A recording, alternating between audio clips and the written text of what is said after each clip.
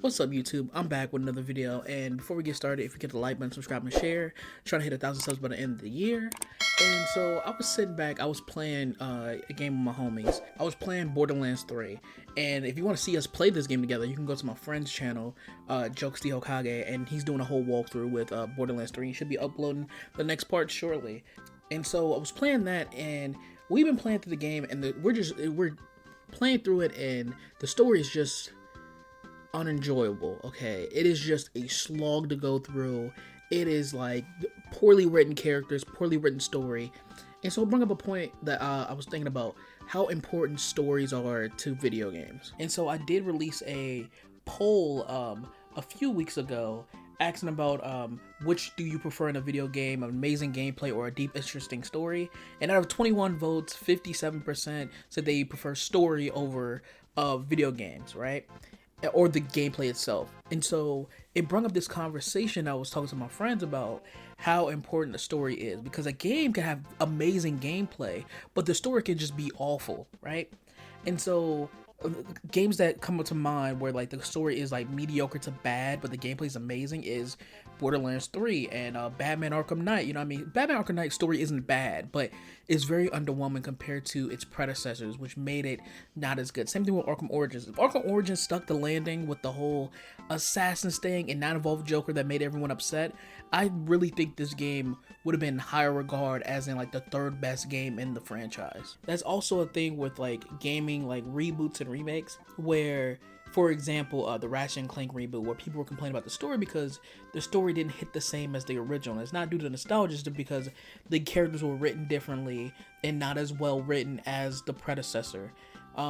For example, someone made a whole like breakdown of comparing the original game to the reboot and how it fails its characters in almost every way, where you don't even have the main characters interact, right? But the gameplay is superb. Like, I love playing the reboot version of Ratchet and Clank is great, right? The gameplay is amazing, and I heard Rift Apart is also good.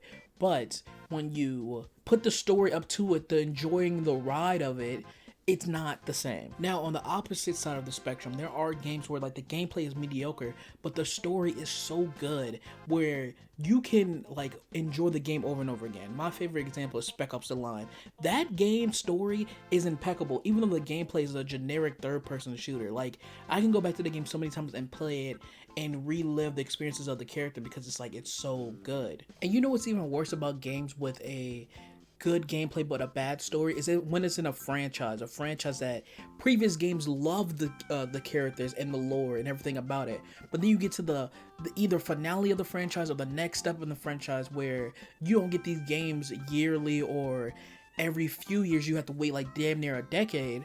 That's when it even makes it worse, because now not only am I stuck with this game, I don't like the story of it, I don't like the characters, I'm stuck with this game for 10 plus years. I'm not saying that's the only game you can play, but you know what I mean? Like Arkham Knight. People had their issues with Arkham Knight, but they was interested into the next step of the Arkham universe.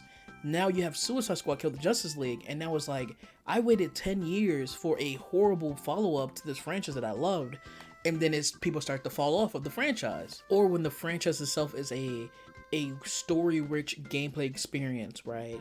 For example, a game where it's like not similar to that, but Fallout 4, where everybody and their mom knows that the story of Fallout 4 is hot garbage. The plot twist they're building up to made no sense when you really think about it, and it was dumb, right?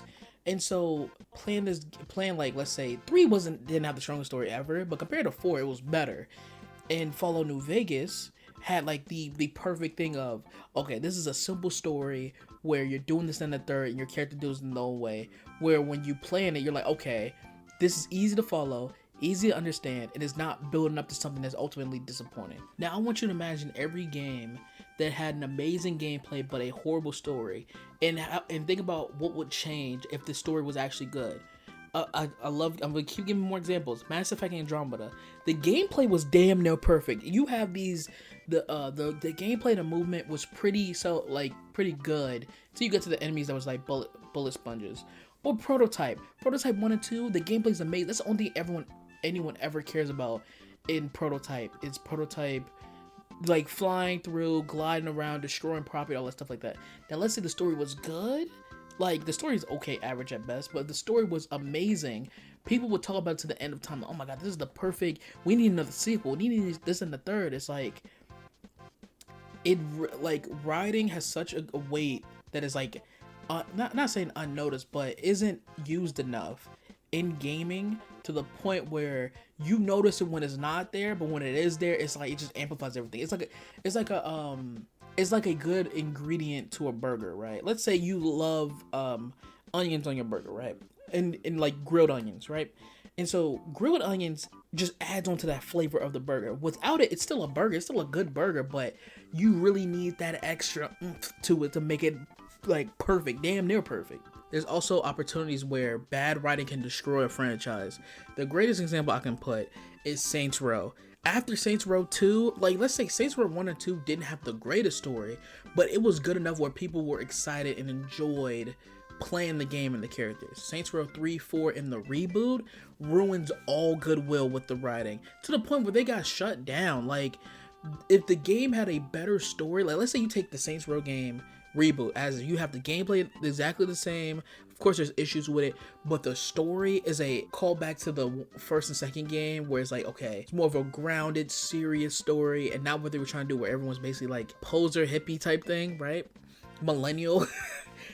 This game will look a lot differently, where people be like, you know what, the gameplay's not as good, but I would accept the bad gameplay to mid gameplay for an excellent story. That's why people love going back to Saints Row 1 and 2. Saints Row 1 and 2, the gameplay is like frustrating sometimes, you know what I mean? BS at certain points, but people will go through and play it over and over again because they really enjoy the story. They really love experiencing what made them fall in love with the franchise over and over again. And so those are my thoughts. Let me know what y'all think. Do y'all like games with great stories or with great gameplay? Which one do you prioritize when playing the game? And I'll be in the comments below. Hit the like button, subscribe, and share.